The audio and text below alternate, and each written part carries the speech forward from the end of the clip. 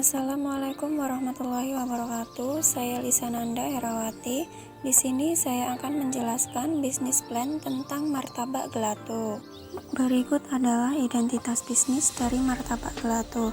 Nama pemilik Lisananda Herawati, nama usaha Martabak Gelato, bidang usaha industri produk makanan penutup, alamat usaha belakang UNS, alamat email martabakgelato22@gmail.com. Selanjutnya adalah visi dan misi. Visinya yaitu menjadi usaha industri makanan penutup terkenal di kota Surakarta.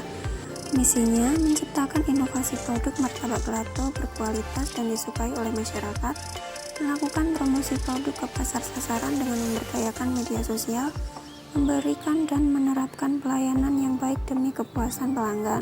Analisis strategis. Analisis strategis di sini terbagi menjadi dua, yaitu analisis internal dan eksternal.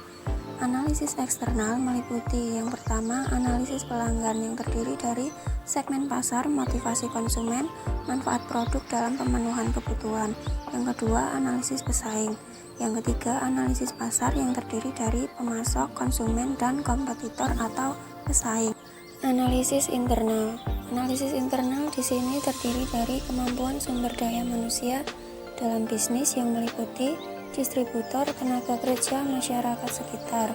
Yang kedua, kekuatan modal. Untuk menjalankan bisnis ini diperkirakan membutuhkan modal sebesar 14.423.000. Modal ini bersumber dari modal pribadi tanpa adanya pinjaman dari pihak luar. Rencana pemasaran. Yang pertama di sini ada gambaran umum pasar yang meliputi segmentasi, targeting, dan positioning. Yang kedua ada strategi pemasaran yang meliputi produk, harga, tempat, dan promosi. Rencana organisasi dan manajemen. Yang pertama rencana organisasi, yaitu sudah saya jelaskan di awal seperti identitas perusahaan. Yang kedua jumlah sumber daya manusia, yaitu jumlah SDM yang menjalankan usaha ini yaitu 5 orang, yang mana struktur organisasinya terdiri dari pimpinan diikuti oleh jabatan bawahannya, manajer produksi, manajer pemasaran, manajer keuangan, dan karyawan. Yang ketiga, struktur organisasi, yaitu terdiri dari pimpinan yang memimpin bagian produksi, bagian keuangan, dan bagian pemasaran. Rencana produksi dan operasi. Yang pertama, produk yang dihasilkan. Produk yang dihasilkan yaitu martabak gelato lengkap dengan berbagai macam topping dan rasa. Yang kedua, proses produksi atau cara membuat. Dalam proses pembuatannya sebenarnya sama saja dengan martabak pada umumnya. Namun yang membedakannya hanya ditambah es krim, buah, atau oreo di atasnya. Yang ketiga, rencana kebutuhan bahan baku yang meliputi tepung terigu, susu bubuk, telur ayam, gula pasir, air.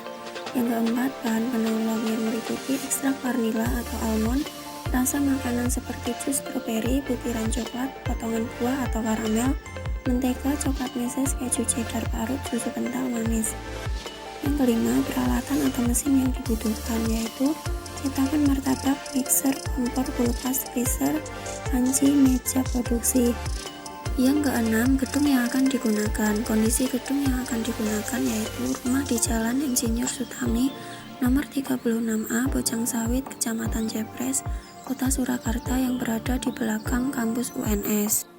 Rencana keuangan. Rencana keuangan di sini terdiri dari satu, sumber dana yaitu sebesar 14.423.000 yang berasal dari sumber pribadi.